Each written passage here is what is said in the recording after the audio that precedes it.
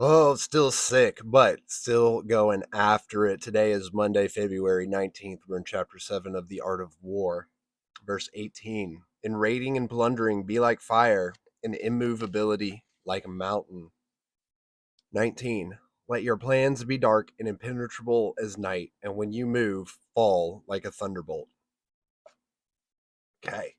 Straightforward. I like it. Let's go over to an alternate translation real quick and get some insight from some of the other military generals. All right. Master Sun says, therefore, when it moves swiftly, it is like wind. When it goes slowly, it is like a forest. It is rapacious as fire, immovable as mountains. And we did touch on that one last time. And Jialin, Dumu, Wang Chi, Li Quan all say fiery, fierce, and wind with speed, and basically what it is, right? Be strong like a mountain, but be quick as the wind. Okay. Master Sun says it is hard to know as the dark. Its movement is like pealing thunder. It is as hard to know as the dark. Its movement is like pealing thunder. Mei Yao Chen says it is hard to know as the dark means being unobtrusive and inscrutable. Moving like thunder means being so fast no one can get out of your way. Ho Yang Chi says you conceal your strategy in order to be able to exert this much energy all at once.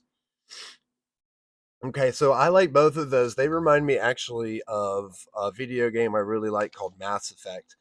Mass Effect is a sci-fi video game set in 2155, and the universal threat is this force called the Reapers. They're this organic, um, tech like AI like fused, right?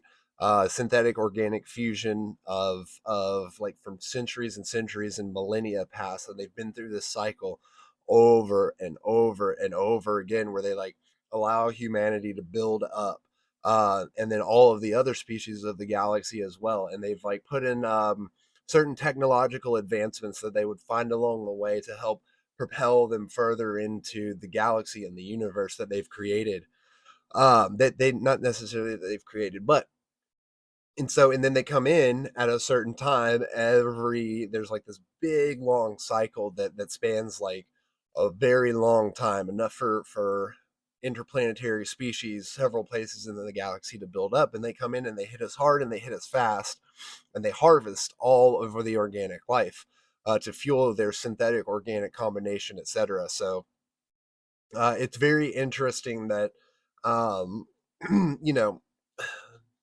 that plays into that military strategy, and then it's just postulated and into that science fiction. Anyway, let's go over to the Daily Stoic by Ryan Holiday and Stephen Hanselman, February 19th. The banquet of life. Remember to conduct yourself in life as if at a banquet. As something being passed around comes to you, reach out your hand and take a moderate helping. Does it pass you by? Don't stop it. It hasn't yet come. Don't burn in desire for it, but wait until it arrives in front of you. Act this way with children, a spouse, toward position with wealth. One day it will make you worthy of a banquet with the gods. Epictetus, Interiodon 15. All right. I like that because it is about being patient, but at the same time, that yearning for it to come around, sometimes you have to make your spot at the table. And I think that is conveniently left out of this verse. The next time you see something you want, remember Epictetus' metaphor of life's banquet. As you find yourself getting excited, ready to do anything and everything to get it, the equivalent of reaching across the table and grabbing a dish out of someone's hands, just remind yourself that's bad manners and unnecessary, and wait patiently for your turn. This metaphor has other interpretations too. For instance, we might reflect that we're lucky to have been invited to such a wonderful feast, gratitude, or that we should take our time and savor the taste of what's on offer, enjoying the present moment. But that to stuff ourselves sick with food and drink serves no one, least of all our health. Gluttony is a deadly sin, after all. That at the end of the meal, it's rude not to help the host clean up and do the dishes. Selflessness. And finally, the next time it's our turn to host and treat others just as we have been treated. Charity. Enjoy the meal. So enjoy the banquet of life. And that is what we're here to do. We do live in a time, luckily, that is far reaching from some of these military texts that we read. that we're so far advanced now. And just as Steven Pinker writes in a lot of his books, Better Angels of Our Nature, right?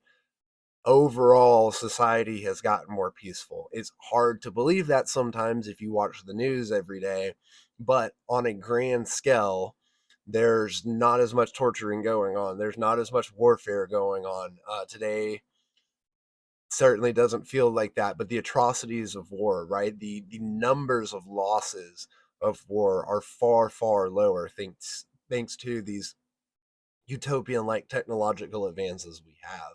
And even in the Roman days, there is a lot to be happy for, right? When they wrote, when these philosophers were alive and they didn't have the electricity and all the modern amenities that we have. We are so blessed in so many ways. And while we do need to treat our daily emotions as war in a lot of ways, cutting us down from what we want to achieve, and being cognizant of if we have made our way to the table, because we do have to fight to get at that table sometimes, to get away from the kids' table to the adults' table. And there's always more and more and more echelons that you can go. There's more levels you can go up. And so as we do that, yes, let's keep these art of war tactics in mind. But at the same time, like we just laid out in Stoicism, to enjoy the fruits of our labor and enjoy what life sends our way.